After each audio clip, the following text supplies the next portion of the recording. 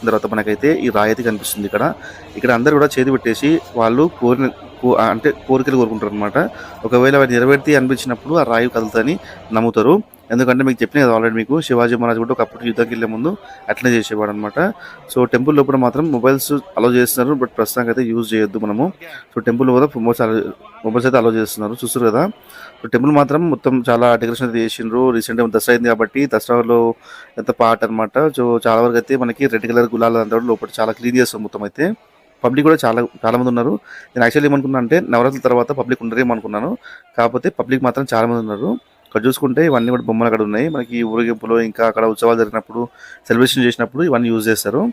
So మనకి చూసుకుంటే ఇక్కడ చెట్టు అయితే కనిపిస్తుంది. ఆ చెట్టు కూడా పూజ చేస్తారు అనమాట.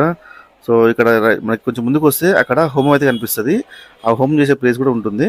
ఆ గుడి మొత్తం కూడా మనకి పెద్ద కోటలో ఉన్న ఫీలింగ్ అయితే ఉంటుంది. ఎందుకంటే అక్కడ శివాజీ మహారాజ్ కట్టిన ఆ చుట్టూ అంటే